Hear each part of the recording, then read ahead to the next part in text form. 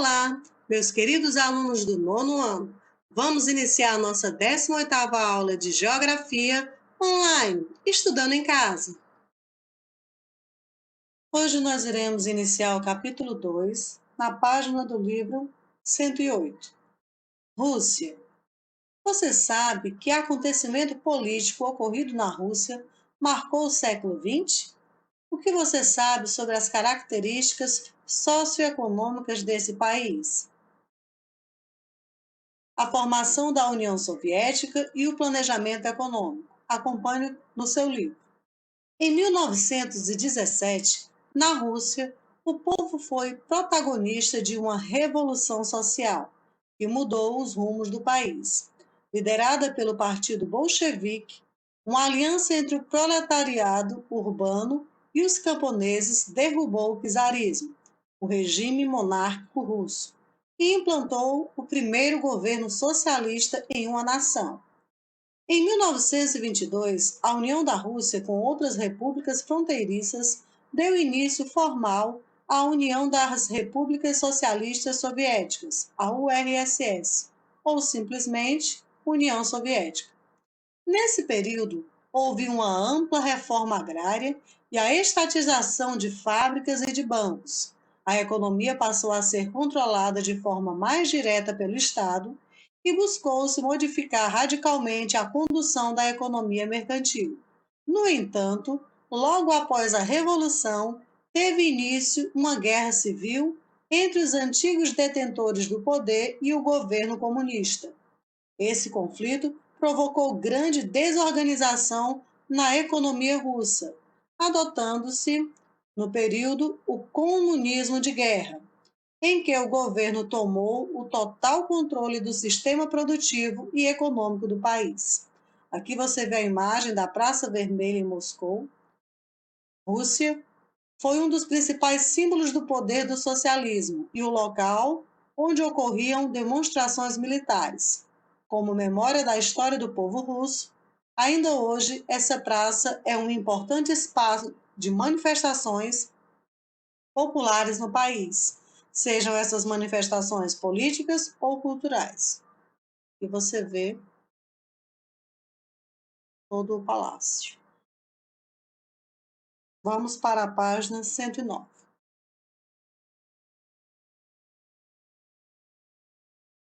A nova política econômica e os planos quinquenais. Com o fim da Guerra Civil e com a vitória dos comunistas, a União Soviética teve de adotar uma série de medidas para reorganizar a economia. Entre as principais medidas estava a nova política econômica, NEP, que estabeleceu alguns princípios da economia de mercado e permitiu a entrada de capital estrangeiro para a reconstrução econômica do país. O Estado mantinha sob seu domínio os setores estratégicos, como os bancos e o comércio exterior.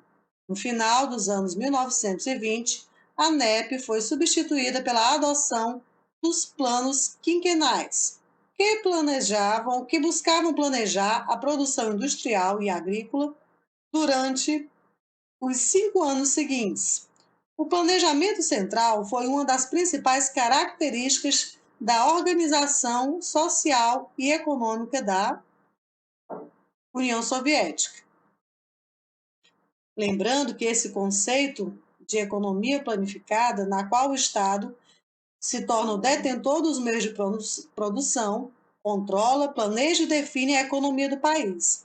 Na União Soviética, esse controle se dava por meio dos chamados, como nós vimos, planos quinquenais, que estabelecia como deveria ser feita a produção durante o período de 5 anos, tanto no campo como na cidade.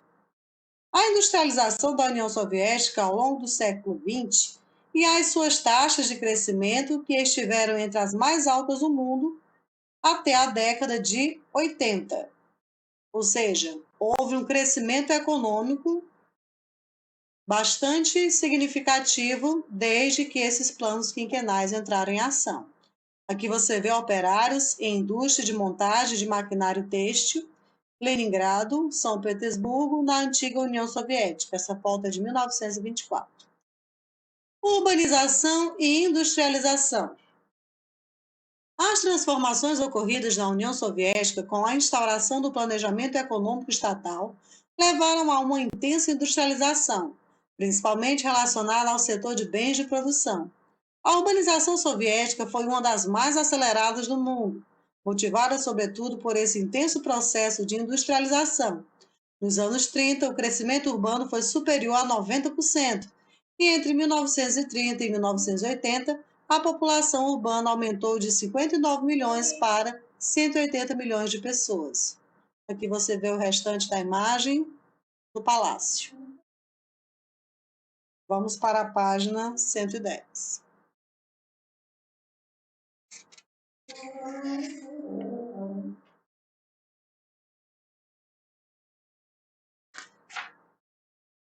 O fim da União Soviética e a formação da CEI. Durante a Guerra Fria, a União Soviética obteve muitos avanços tecnológicos e no setor bélico. No entanto, o país tinha problemas com a produção de bens de consumo. A agricultura também não atingia produtividade suficiente para conseguir suprir as necessidades internas. E a partir dos anos 60, a União Soviética teve até mesmo de importar grandes quantidades de grãos dos países capitalistas. Nos anos 80, essa situação agravou-se. Além disso, as desigualdades internas contribuíram para o descontentamento da população soviética com a situação econômica, social e política do país. Então, percebemos que a economia soviética entrou em crise na década de 80, o que levou a políticas, como a gente vai ver, levou a políticas de maior liberdade e transparência, chamada de glasnost, e de reorganização econômica, que vai ser a perestroika, durante o governo de Mikhail Gorbachev, isso em 1985. Aqui a gente vai ver a transição da Rússia para uma economia de mercado em fins do século XX. Vamos aqui. A partir, então, de 1985, no governo de Mikhail Gorbachev, adotou-se uma política de maior liberdade e transparência política, a glasnost, e de reorganização política chamada perestroika, como tentativa de minimizar os efeitos dessa crise. No entanto, os problemas se aprofundaram. Em 1991, foi reconhecida a independência das repúblicas que faziam parte da União Soviética, e a União das Repúblicas Socialistas Soviéticas se extinguiu, assim como o modelo socialista do antigo país. Observe no mapa, ao lado, que foi feito um acordo para a formação da Comunidade dos Estados Independentes, ou seja, a CEI, da qual participavam as ex-repúblicas socialistas, com exceção da Estônia, da Lituânia, da Letônia e, a partir de 2008, da Geórgia. Ficaria assegurada a independência política de cada Estado-membro, desde que todos aceitassem a cooperação econômica sob a liderança da Rússia. Aqui você vê a desagregação da União das Repúblicas Socialistas Soviéticas em dezembro de 1991. Aí você vê todos os países que surgiram. Agenda. As mudanças do final dos anos 90. A transição da economia russa para a economia de mercado e para a abertura do país ao capital estrangeiro foi permeada por profunda crise, com o aumento da pobreza e do desemprego. A parcela da população que vivia abaixo da linha da pobreza, menos de $2 diários, era de 3,9%, em 1988, e chegou a 10,5% em 1999, ano em que a taxa de desemprego superou 13%. Em 98, uma intensa crise econômica obrigou a Rússia a mudar sua política econômica. Em 2000, com a vitória de Vladimir Putin nas eleições presidenciais, adotou-se no país uma política nacionalista que recuperou a economia russa, tornando-a uma das economias emergentes do mundo. Atualmente, o país compõe o grupo BRICS.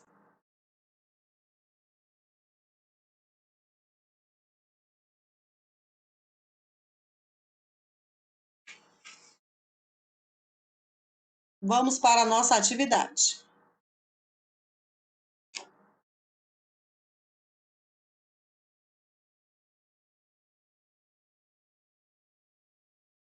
Vocês irão reler as páginas 108 a 110 e vão responder apenas as questões 1 a 5 da página 113. Em 1917, a Revolução Social ocorrida na Rússia mudou a trajetória do país. Em 1922, formou-se a União das Repúblicas Socialistas Soviéticas, da qual participavam a Rússia e outras repúblicas fronteiriças. Você vai explicar quais foram as principais características da economia da União Soviética no período pós-revolução. 2. Quais foram os principais fatores que contribuíram para o fim da União das Repúblicas Socialistas Soviéticas? 3. A partir de 85, com o intuito de atenuar os efeitos da crise que abalava o sistema soviético, o governo de Mikhail Gorbachev adotou várias políticas que, em vez disso, acentuaram as contradições do regime socialista, ocasionando a dissolução da União Soviética em 91. Explique como ocorreu o processo de adequação da Rússia para uma economia de mercado. Se você lembrar, acabamos de ler na última página que a gente leu. 4. Como ocorreu a formação da Comunidade dos Estados Independentes, a CEI? Também está no finalzinho da última página. Como se estruturou a política econômica russa após os anos 2000? Essas 3 perguntinhas aqui estão na página 110. As outras 2, no início da leitura. Escreva as perguntas e respostas com caneta preta, azul ou vermelha. Envie a foto para o grupo de atividades do 9º ano de História, professora Marineide. Não mais para o meu pessoal, mas para o grupo de atividades. Essas atividades garantirão as suas notas e o sucesso da sua aprendizagem. Conto com seu empenho e mais uma vez eu finalizo o Estudando em Casa.